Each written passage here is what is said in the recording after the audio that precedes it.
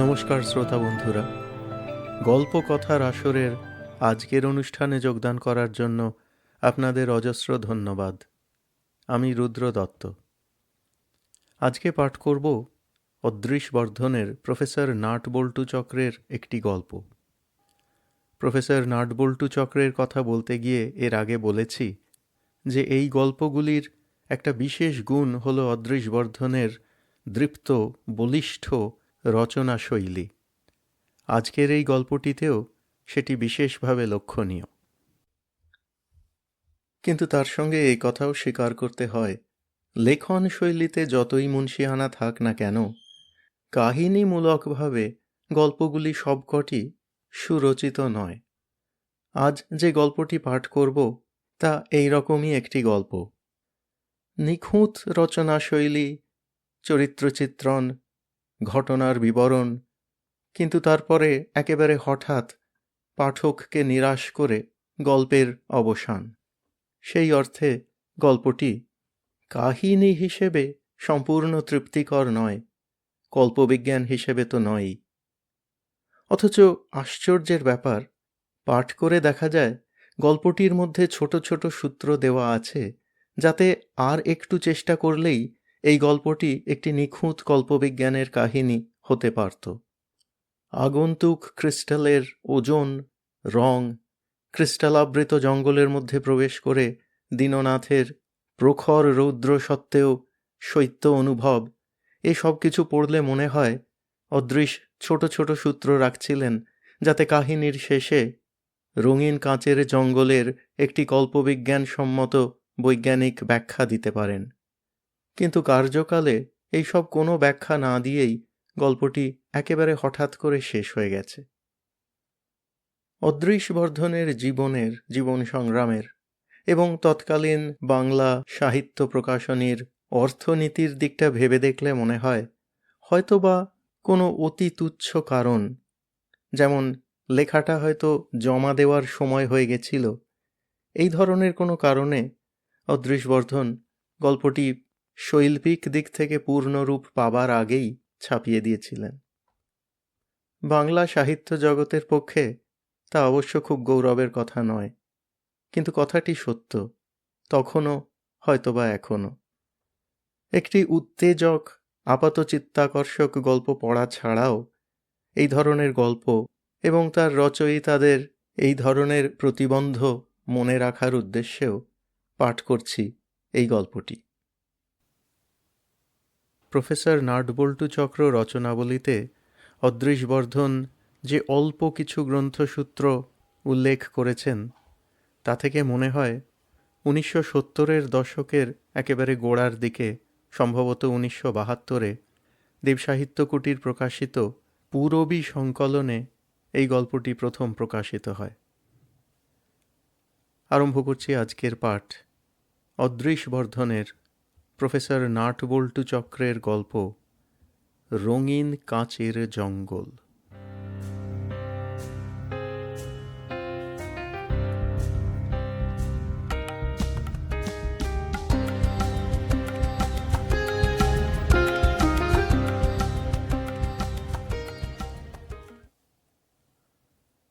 প্রথমে পাওয়া গিয়েছিল রঙিন কাঁচের গাছপাতা।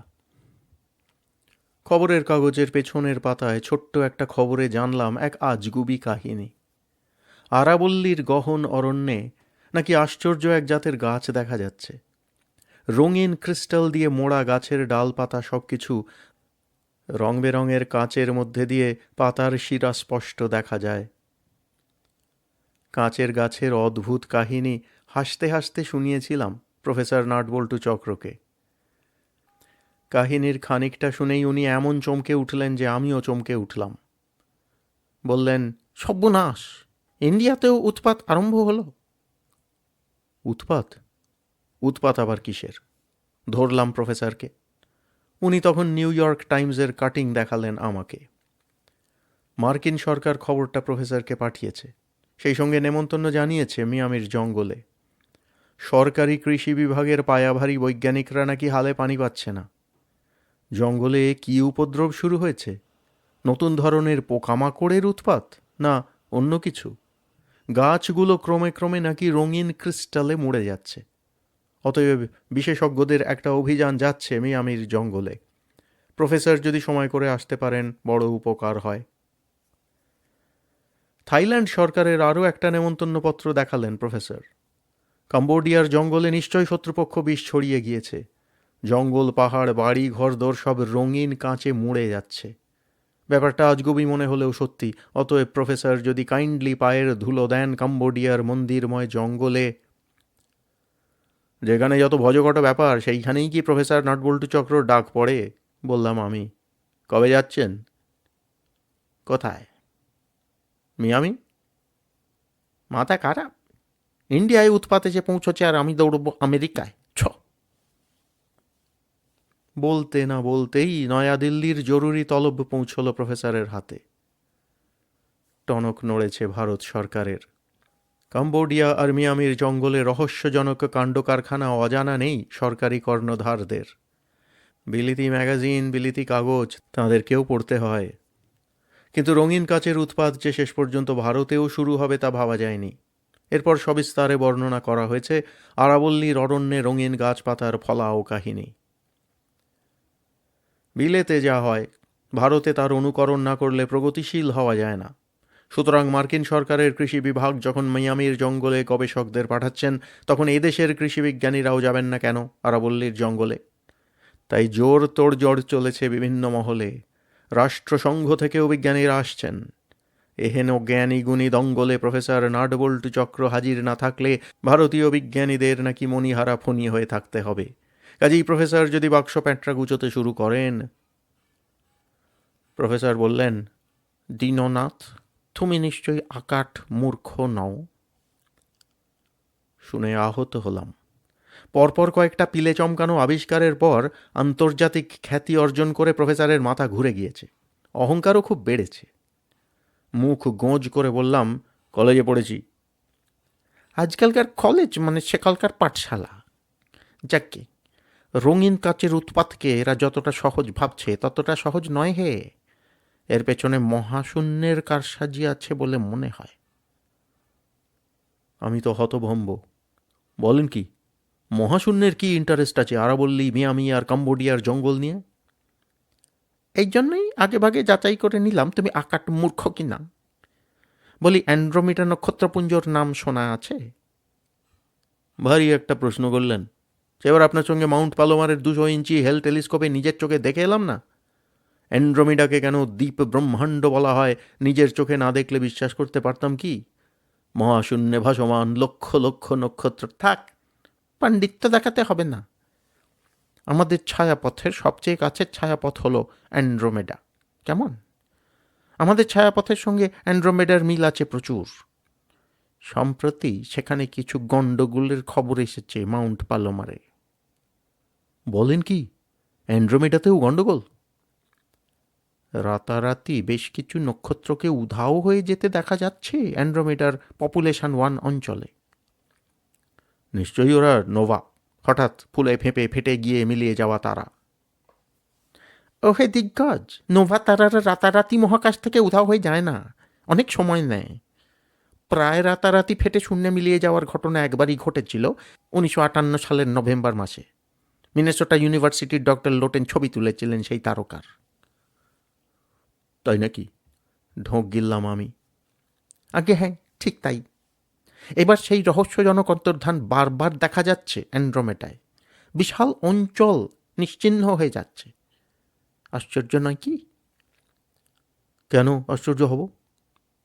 নেহাত উজবুকের মতোই জিজ্ঞেস করে ফেলি আমি। বললে কি বুঝবে? Anti matter, anti time, anti Galaxy নিয়ে যদি লেকচার ঝাড়ি মুন্ডু ঘুরে যাবে, তবু মাথায় ঢুকবে না। শুধু জেনে রেখো, জগতে কিছুই ফেলা যায় না। এক জায়গায় যার বিনাশ, অন্য জায়গায় তার আবির্ভাব। স্বীকার করছি, প্রফেসরের জ্ঞানগর্ভ বক্তিমের গও বুঝিনি। যদি কেউ বুঝতে চাও, প্রফেসরের সঙ্গে সরাসরি কথা বলতে পারো, ঠিকানা দেব। এখন হোক রঙিন কাচের জঙ্গল কাহিনী। জয়পুর এয়ারপোর্ট থেকে সোজা আরাবল্লী রেঞ্জে গেলাম দল বেঁধে। মোটর বাসের বিরাট সেই কনভয় দেখে রাজপুতানিরা হাঁ হয়ে গেল। মুখ উঁচু করে উটগুলো শুদ্ধ থমকে রইল। আরাবল্লী নামে যেমন ভয়ানক, চেহারাতেও তাই। দূর থেকেই ভয় লাগে। কালো কর্কশ বন্য, এই না হলে পাহাড়। রানা প্রতাপ এই আরাবল্লীতেই পালিয়ে বেরিয়েছেন, বীর বটে। কনভয়ের পথ আটকালো মিলিটারি ট্রাক। স্টেনগান হাতে আরাবল্লীর মতোই ভয়ঙ্কর চেহারার কয়েকজন সৈন্য পথ রুখে দাঁড়ালো। গাড়ি আর যাবে না। বলে কি, তেলে বেগুনে জ্বলে উঠলেন প্রফেসর নাটবল্টু চক্র। সরকারি অতিথিদের এত বড় অপমান! সৈন্যদের ধরে তিনি এই মারেন কি সেই মারেন। অবস্থা দেখে আমি দৌড়ে গেলাম। অফিসারকে বুঝিয়ে বললাম আমরা কারা। বিরক্ত কণ্ঠে জবাব দিল মিলিটারি অফিসার, আপনাদের ভালোর জন্যই বলছি, আর এগোবেন না। কাঁচের জঙ্গল ক্রমশ এগিয়ে আসছে। কাঁচের জঙ্গল এগিয়ে আসছে? প্রফেসর যেন ভীষণ ভাবিত হয়ে পড়েন। কত তাড়াতাড়ি আসছে? কত তাড়াতাড়ি তার হিসেব রাখবো না আপনাদের ঠেকাবো? মিলিটারি মেজাজে তেড়ে উঠল মিলিটারি অফিসার। এই দেখুন একে, কথা না শুনে রাত কাটিয়েছিল বিপজ্জনক এলাকায়। ভোরবেলা মানুষটাকে পেলাম বটে, কিন্তু এইভাবে। ট্রাকে শোয়ানো ছিল মানুষটা। শুধু মানুষটা বললে সব বলা হয় না, রঙিন কাচের মানুষ বললে খানিকটা বোঝা যায়। রঙিন কাচের গাছপাতা দেখতে এসে সেই প্রথম দেখলাম রঙিন কাচের মানুষ। ঝকমকে ক্রিস্টাল কাঁচে মোড়া আশ্চর্য একটা মানব দেহ। খোলা ট্রাকে শোয়ানো ছিল বিচিত্র বস্তুটা। হুমড়ি খেয়ে পড়লাম আমরা। সব কটা মোটর বাস খালি হয়ে গেল দেখতে দেখতে। পটাপট শাটার পড়ল ক্যামেরার, কর কর শব্দে উঠে গেল মুভি ক্যামেরার ছবি। দেশি বিদেশি পণ্ডিতরা ভয়ে বিস্ময়ে ফ্যাল ফ্যাল করে তাকিয়ে রইল ঝলমলে ক্রিস্টাল মানবের দিকে। ক্রিস্টাল মানব, ক্রিস্টাল মানব, ক্রিস্টাল মানব। পরের দিন পৃথিবীর সব কটা সংবাদপত্রের প্রথম পৃষ্ঠায় ক্রিস্টাল মানবের ছবি ছাপা হয়েছিল। সেই সঙ্গে ছিল রগরগে বর্ণনা। রাজপুতানার জ্বলন্ত রৌদ্র নির্মমভাবে আঘাত হানিতেছিল ক্রিস্টাল মানবকে, কিন্তু ক্রিস্টাল মানব অজস্র রঙের ক্রিস্টালের আবরণে চিরনিদ্রায় শুইয়াছিল। চোখের পাতাটি পর্যন্ত স্পষ্ট দেখা যাইতেছিল স্বচ্ছ অথচ রঙিন কাচের মধ্য দিয়া। মনে হইতেছিল যেন রঙিন কাচ স্প্রে করিয়া ঘুমন্ত মানুষটিকে ক্রিস্টাল মানবে পরিণত করা হইয়াছে। সূর্যের 7 রং প্রতিসরিত হইতেছিল শত সহস্র প্রিজমের মধ্য দিয়া। শত সহস্র রামধনু আশ্চর্য সুন্দরভাবে বিকিরিত হইতেছিল দেহাবরণের ক্রিস্টাল দিয়া। চক্ষু ধাঁধিয়া যাইতেছিল সেই অত্যুজ্জ্বল আলোক ছটায়। অহো অহো, বিধাতার কি বিচিত্র লীলা! নশ্বর মানবের সেই অবিনশ্বর ক্রিস্টাল কফিন বন্দি রূপ দেখিয়া মনের মধ্যে কেবল একটি প্রহেলিকা ঘুরপাক খাইতেছিল। ভয়ঙ্কর সুন্দর এই ক্রিস্টাল আবরণ কি কুলোকের কারসাজি, না নেহাতি নৈসর্গিক কাণ্ড? এ প্রশ্নের জবাব দিতে পারেন কেবল রাজনীতিবিদ এবং উদ্ভিদবিদগণ। প্রশ্নের জবাব অবশ্য দিয়েছিলেন প্রফেসর নাটবল্টু চক্র। সার কথাটি তাঁর বীক্ষণাগারে বসে আমাকেও শুনিয়েছিলেন। সত্যি কথা বলতে কি, আমি যেমন বুঝিনি তেমনি অনেকেই বোঝেনি, তাই তাঁকে পাগল ঠাউরেছে। বিস্ময় বিমুগ্ধ চোখে কতক্ষণ যে ক্রিস্টাল মানবের দিকে চেয়েছিলাম তার হিসেব রাখিনি। লোকটা জাঁদরেল পুরুষ, ইয়া গোঁফ, গালপাট্টা, কোমরে রিভলভার, শিকারি ছুরি আর টর্চ। ডাকাবুকো লোক বলেই বিপজ্জনক অঞ্চলে ঘুমিয়েছিল। পরের দিন সকালে বন্দী হয়েছে ক্রিস্টাল কফিনে। উড়ে গেছে কেবল প্রাণ পাখিটি। নাছোড়বান্দা প্রফেসরকে কিন্তু আটকে রাখা যায়নি। উনি মিলিটারি অফিসারকে জপিয়ে পুরো কনভয় নিয়ে এগিয়ে গিয়েছিলেন। কনভয়কে আটকানোর ক্ষমতা অবশ্য কারোরই ছিল না, কেননা প্রাইম মিনিস্টার নিজেই অনুসন্ধিৎসা প্রকাশ করেছিলেন জঙ্গলের বিচিত্র ব্যাধি নিয়ে। ব্যাধি? কেউ বলেছিল টোব্যাকো মোজাইক জাতীয় গাছের ব্যাধি, অথবা অতিরিক্ত পারমাণবিক বিস্ফোরণের ফলে তেজস্ক্রিয় ছাই জমে জমে মিউটেশন আরম্ভ হয়েছে উদ্ভিদের কোষে। সোজা বাংলায় বিকৃত গাছ জন্মাচ্ছে। নাগাসাকি হিরোশিমায় অ্যাটম বোম ফেলার পর সেখানে অনেক বিকলাঙ্গ শিশু যদি ভূমিষ্ঠ হতে পারে, তবে এত বছর ধরে রেডিও অ্যাক্টিভ ছাই জমার ফলে গাছগুলোর জন্মধারা পাল্টাবে না কেন? রিপোর্টারদের এই জাতীয় লম্বা চওড়া খবর পড়ে কেউ মুখ টিপে হেসেছিল, কেউ বলেছিল মনের ব্যাধি। কিন্তু সেই দিন আমাদের কনভয় যখন আরাবল্লীর সংকীর্ণ পাকদণ্ডি ঘুরে ঘুরে বিপদসংকুল অঞ্চলে প্রবেশ করেছিল, আমরা স্বচক্ষে দেখে উপলব্ধি করেছিলাম কি বিপুল বিপদ পৃথিবীর উপর ঘনিয়ে আসছে।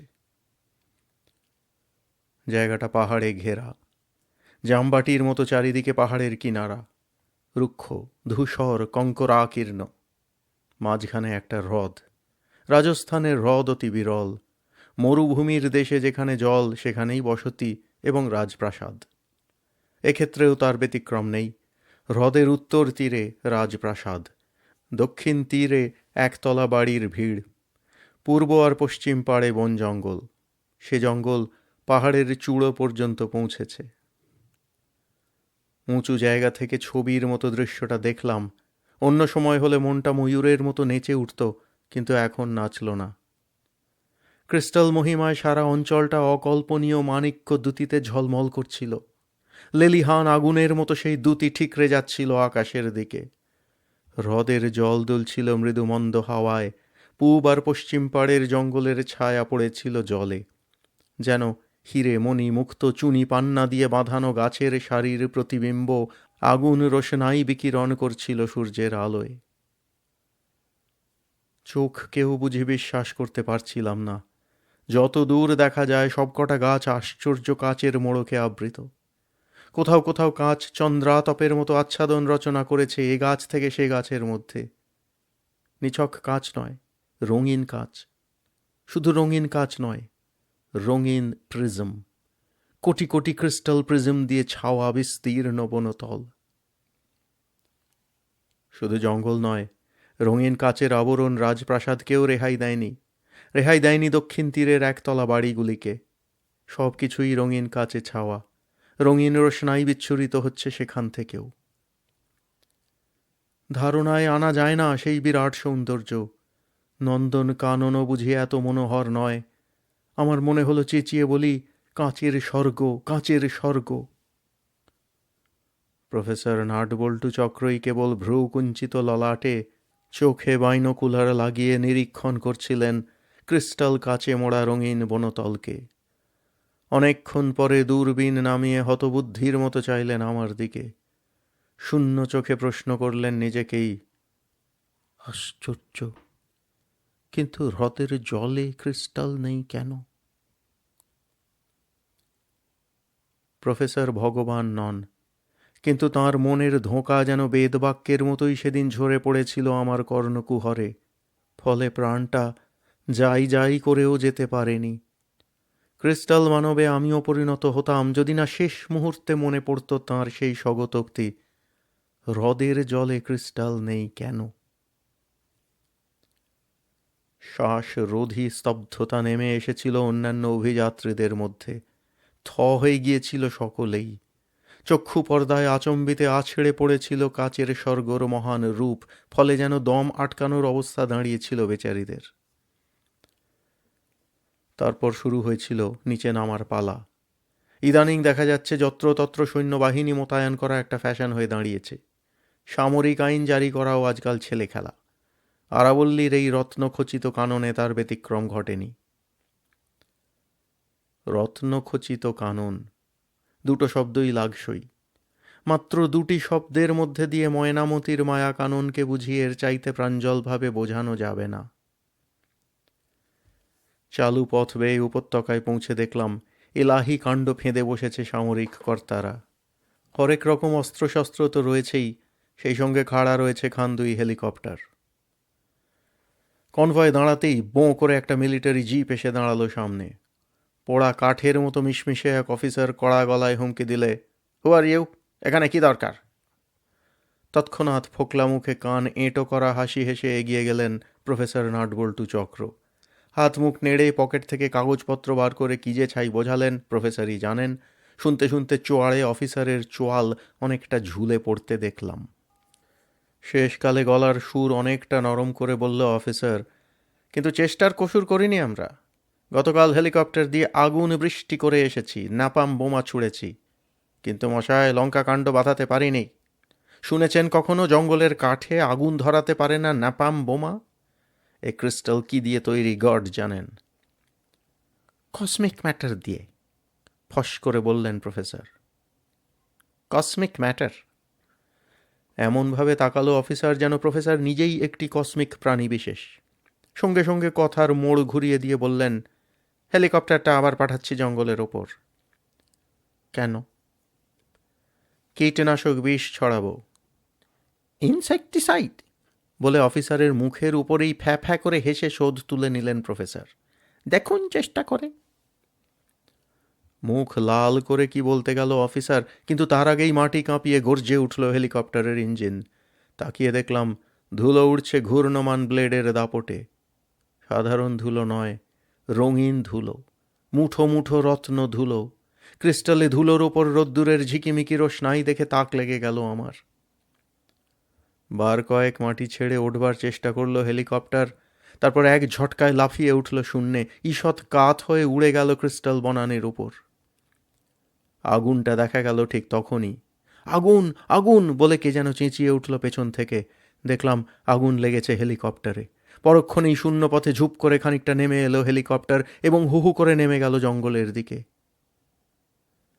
মাটিতে আছড়ে পড়ার সঙ্গে সঙ্গে বিস্ফোরিত হয়েছিল হেলিকপ্টার। শোরগোল ছাপিয়ে শোনা গিয়েছিল আওয়াজ। দিকবিদিক জ্ঞান হারিয়ে তৎক্ষণাৎ আমি দৌড়েছিলাম সেই দিকে। বনের মধ্যে ঢুকেই টের পেলাম অন্য এক জগতে প্রবেশ করলাম আমি। আবহাওয়ায় স্পষ্ট পরিবর্তন উপলব্ধি করলাম। এখানে হিমশীতল হাওয়া, বাইরের ছ্যাঁকা লাগা রোদ এখানে কনকনে রশ্মি হয়ে ঝরে পড়ছে মাথার ওপরের চন্দ্রাতপের মধ্য দিয়ে। ক্রিস্টাল কত রঙের হতে পারে না দেখলে ভাষায় তা প্রকাশ করা সম্ভব নয়। রক্তবর্ণ পদ্মরাগ আর হলুদ রঙের হিরে দিয়ে খচিত যে চাঁদোয়া, তার মধ্যে উজ্জ্বল বেগুনির সঙ্গে মিশেছে ফিকে গোলাপি, যেন গলা কাঁচ ঢেলে দেওয়া হয়েছে সমগ্র বনতল। রঙিন গলা কাঁচে ছেয়ে গেছে পায়ের নিচের জমি। ঘাস নেই সেখানে, ছুঁচের মতো খাড়াই ক্রিস্টাল। হাঁটতে গেলে পা হড়কে যায়, নয়তো গোড়ালি মচকে যায়। সূর্যের আলো মাথার ওপরকার রঙিন চাঁদোয়া ভেদ করে নামতে চেষ্টা করছে, ফলে মুহুর্মুহু রং পাল্টাচ্ছে চাঁদোয়ার। সংক্ষেপে অতিকায় ক্যালিডোস্কোপের খেলা চলছে বিশাল বনস্থলী জুড়ে। হ্যাঁ, হাওয়া এখানে কনকনে। ক্রিস্টালের কল্যাণে কিনা জানি না, রোদের তেজ এখানে শুধু ম্রিয়মান নয়, হীন বল। ফলে আচম্বিতে মনে হলো আমি প্রবেশ করেছি অন্য এক জগতে, অজানা জগতে। অতি কষ্টে পা ফেলে ফেলে ছুটছিলাম যেদিকে হেলিকপ্টার আছড়েছে সেই দিকে। খেয়াল ছিল না কোনো দিকে। আচমকা পেছনে মোটরের গর্জন শুনলাম। সাঁ করে একটা মিলিটারি ট্রাক আমাকে পেরিয়ে গজ বিশেক দূরে গিয়ে ব্রেক কষল। লাফিয়ে নামলো একজন সৈনিক পুরুষ। Hey, who is there? Get out, it is coming again. আবার কে আসছে? জবাব পেলাম সঙ্গে সঙ্গে। পরিষ্কার টের পেলাম কনকনে ঠান্ডাটা অকস্মাৎ বৃদ্ধি পেয়েছে। মাথার ওপরকার ক্যালিডোস্কোপের রঙিন খেলা অদৃশ্য হয়েছে। লালচে বাদামি রঙের গাঢ় আলোয় অন্ধকার হয়ে আসছে বনভূমি। অ্যাম্বার কালারের বোতল যারা দেখেছ, গাঢ় এই আলোর রং তারা ধরতে পারবে। অফিসারটি হাত নেড়ে আমাকে বেরিয়ে যেতে বলেই ছুটেছিল বনের দিকে। কোন দিকে যাব বুঝতে না পেরে আমিও দৌড়লাম। লালচে বাদামি রংটা আরও গাঢ় হচ্ছে, প্রায় অন্ধকারে দৃষ্টি যাচ্ছে না বেশি দূর। সহজে ভয় পাই না আমি, কিন্তু সেই মুহূর্তে গা ছমছম করে উঠল আমার। এ কোথায় এলাম আমি? পেছনে তাকিয়ে কাউকে দেখলাম না, পথও চিনলাম না। শুধু চোখে পড়ল গাঢ় লাল রঙের একটা দেওয়াল তাড়া করে আসছে আমার পেছনে। দেওয়াল ছাড়া তাকে আর কি বলবো? সে দেওয়াল বস্তু দিয়ে গড়া নয়, আলো দিয়ে গড়া নয়, অথচ দেওয়ালের মতো দৃশ্যমান এবং বুকের রক্ত হিম করার মতো ভয়ানক। আমি আর দেখলাম না, দৌড়লাম। কিছু দূর উন্মাদের মতো দৌড়ে সামনে আলো দেখলাম, হ্রদ ঝিলমিল করছে গাছপালার ফাঁক দিয়ে। পেছন ফিরে দেখি লাল দেওয়ালটা পূব দিকে সরে যাচ্ছে। হাঁপড়ের মতো উঠছিল আর পড়ছিল আমার বুক। হঠাৎ ছ্যাঁত করে উঠল মনটা পায়ের কাছে বিদঘুটে একটা চোয়ালের মুখ ব্যাদান দেখে। রত্নখচিত চোয়াল। ভীষণ ভড়কে পিছিয়ে এসেই দেখি চোয়ালের মালিক একটি কুমির। চেনা দুঃসাধ্য। সারা পিঠ জুড়ে ক্রিস্টাল আর প্রিজমের সে কি সমারোহ! নাগালের মধ্যে পেয়েও শিকার ফসকাতে বিরক্ত হয়ে হ্রদে গিয়ে পড়ল কুমির বাহাদুর। তোলপাড় হলো জল। সঙ্গে সঙ্গে মনে পড়ল প্রফেসরের সেই বেদ বাক্য, হ্রদের জলে ক্রিস্টাল নেই কেন? বিষম ভাবিত হয়ে মাথা চুলকোতে গিয়ে নিজের বুটের দিকে নজর পড়েছিল। বুটের চেহারা দেখে চোখ ঠিকরে আসে আর কি। এ কি, এ যে ক্রিস্টাল বুট পরে আছি আমি! শুধু বুট কেন, জামা প্যান্টেও ক্রিস্টালের আবরণ জমতে শুরু করেছে। হ্রদের জলে ক্রিস্টাল নেই কেন? প্রফেসরের স্বগতোক্তি ফের অনুরণনতুল্য মস্তিষ্কের কোষে কোষে। মনের মন্দিরেই কে যেন জবাব দিল সঙ্গে সঙ্গে, হ্রদের জল স্থির নয় বলে। দারুণ চমকে উঠলাম। যা স্থির ক্রিস্টাল জমে তার ওপর, যা স্থির নয় ক্রিস্টাল জমতে পারে না সেখানে। হ্রদের জল চঞ্চল, তাই তো ক্রিস্টালের দৌরাত্মে অবিচল। কিন্তু গাছপালা পর্বত হার মেনেছে সেখানে। মানুষ ঘুমোলে সে ক্রিস্টাল কফিনে বন্দী হয়, ছুটলে নয়। কিন্তু আমার বুট, আমার জামায় ক্রিস্টাল কেন? দাঁড়িয়ে আছি বলে? এতক্ষণ ছুটেছিলাম বলে যার করাল কবল থেকে রেহাই পেয়েছি, দাঁড়িয়ে থাকার দরুন সে কি আমায় বন্দি করতে চায়? আঁতকে উঠে ফের তাকালাম পেছনে। লাল দেওয়াল সরে যাওয়ার পথে বিচিত্র এক ঘূর্ণি ঝড় তুলে দিয়ে গেছে সারা অরণ্য জুড়ে। কনকনে হাওয়ার দাপট ছুঁচের মতো এসে বিঁধছে সারা অঙ্গে। সেই সঙ্গে জমছে ক্রিস্টাল। রঙিন ক্রিস্টালের রঙিন আস্তরণ গজিয়ে উঠছে সর্ব অঙ্গে। প্রাণ ভয় ফের দৌড়লাম আমি। কোন দিকে দৌড়লাম তা জানি না, শুধু জানি আমাকে চলমান থাকতেই হবে। ক্রিস্টাল কফিনে যদি বন্দি হতে না চাই, ছুটতে আমাকে হবেই। ছুটতে ছুটতে লক্ষ্য করলাম হাতের ওপর ক্রিস্টালের আস্তরণ আবার মিলিয়ে যাচ্ছে। এরপর অকস্মাৎ একটা পাথরে ঠক্কর খেলাম, ছিটকে গিয়ে পড়লাম পাহাড়ি ঢালে। সেখান থেকে গড়াতে গড়াতে গিয়ে কোথায় এসে ঠেকেছিলাম তা জানি না, কেননা আমার জ্ঞান ছিল না। জ্ঞান ফিরল যখন, দেখলাম প্রফেসর নাটবল্টু চক্র উদ্বিগ্ন চোখে তাকিয়ে আছেন আমার পানে। আমি ধড়মড়িয়ে উঠে বসে বলেছিলাম, প্রফেসর প্রফেসর, হ্রদের জলে ক্রিস্টাল নেই কেন জানেন? জল নড়ছে তাই। ভ্যাবাছাকা খেয়ে প্রফেসর বললেন, ও কথা এখন কেন? ভাগ্যিস তখন বলেছিলেন, তাই তো প্রাণে বেঁচে গেলাম, বলে গড় গড় করে শুনিয়েছিলাম আমার কাহিনী। বুকের পাঁজরার একটা হাড় কেবল ভেঙেছিল আমার, প্লাস্টারও হয়েছিল। প্লাস্টার নিয়ে প্রফেসরের বীক্ষণাগারে একদিন গিয়েছিলাম। দেখলাম উনি ভীষণ গোমড়া মুখে একটা মস্ত সেন্ট্রিফিউগাল যন্ত্রে বনবন করে কি যেন ঘোরাচ্ছেন। আমাকে দেখেই ইঙ্গিতে বসতে বললেন। কিছুক্ষণ পরে মেশিন বন্ধ করে ভিতর থেকে কতকগুলো নেতিয়ে পড়া গাছের পাতা তুলে নিয়ে এলেন প্রফেসর। বললেন, বলো তো কি? গাছের পাতা। কোন গাছের পাতা? ধাঁ করে সন্দেহটা মাথায় এসে গেল। রঙিন কাঁচের জঙ্গলের পাতা। Good boy. ক্রিস্টাল দিয়ে মোড়া ছিল যখন এনেছিলাম।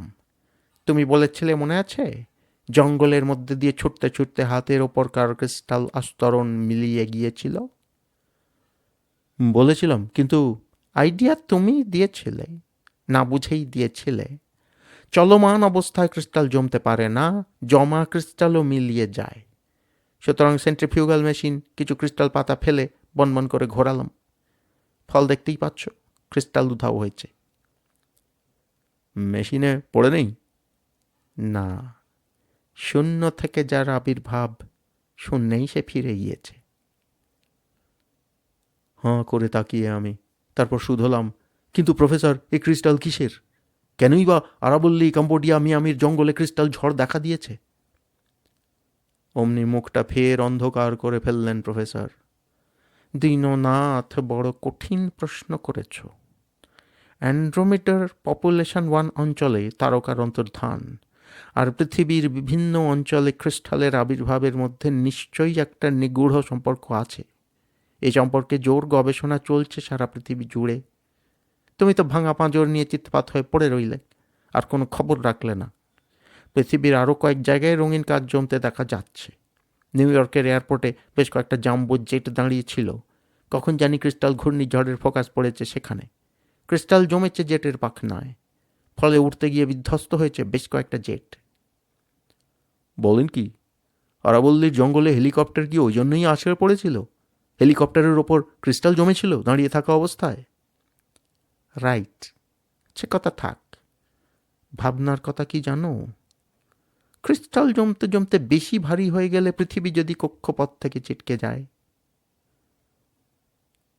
এই বলে প্রফেসর যে নাতি দীর্ঘ বক্তৃতা দিলেন তা শুনে আমার মাথা ঘুরে গেল।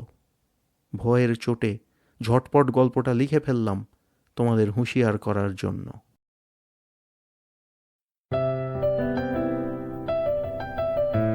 আপনাদের মতামত আমাদের জানাতে ভুলবেন না কিন্তু শ্রোতা বন্ধুরা। আমাদের ওয়েবসাইট golpokothar.asor.org GOLPOKOTHARASOR.org